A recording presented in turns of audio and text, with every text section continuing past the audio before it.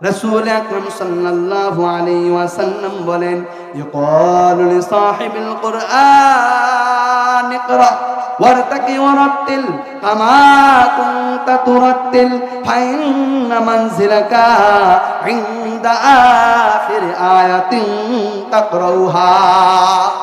যারা বলে এই কোরআনের দাম নাই, এই মাদ্রাসার ছাত্রের দাম নাই, এই যে শীত চলে আসছে সবাই আরামের ঘুম ঘুমাবে, কিন্তু কিছু গরিব বাবার সন্তানরা ওই মাদ্রাসার ভিতরে পড়ে,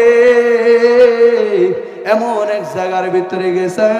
ওই লালমনিরহাট জেলায় আমার একটা ছিল অনুষ্ঠান, ওই হুজুরের সাথে যাওয়ার পরে দেখলাম রাতে 3টা বেজে গেল। বেজে যাওয়ার পর ওই মাদ্রাসার কামরায় আমি গেলাম। যাওয়ার পরে দেখতে যে বাচ্চাগুলো শীতের কারণে তাদের শরীরে পর্যন্ত লেপ নাই, সন্তানরা শীতে কাঁপতেছে আর কাঁপতেছে।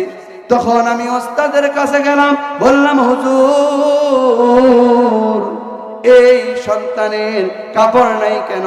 বলতেছে হুজুর আমার মাদ্রাসায় যেগুলো ব্যবস্থা আছে আমি সেগুলো তাকে দিয়েছি, কিন্তু আর আমি ব্যবস্থা করতে পারি না। কিন্তু আমার বাড়িতে যাদের ল্যাপ নাই ওই ব্যক্তিদের ল্যাপ ছাড়া ঘুম হয় না। কথা বলেন ঠিক কিনা? এই জন্য আল্লাহ রাসূল বলেছেন, ইকাল লিসাহিবিল কুরআন ইকরা ওয়ারতাকি ওয়ারাত্তিল কামা কুনতা তুরাত্তিল ফাইন্না মানজিলাকা ইনদা আখির আয়াতিন তাকরাউহা। বলে কাল কিয়ামতের দিন কোরআনের হাফেজকে ডাকা হবে। কোরআনের হাফেজ যারা তানজিমুল কোরআন ফকিলাকা হাফেজিয়া মাদ্রাসায় পড়েছেন, তোমরা এদিকে আসো। যারা কোরআনের হাফেজ হয়েছো, তো যারা পড়েছো তারা এইদিকে আসো। আজকে তোমাদেরকে পুরস্কার দেওয়া হবে। কি পুরস্কার দেওয়া হবে?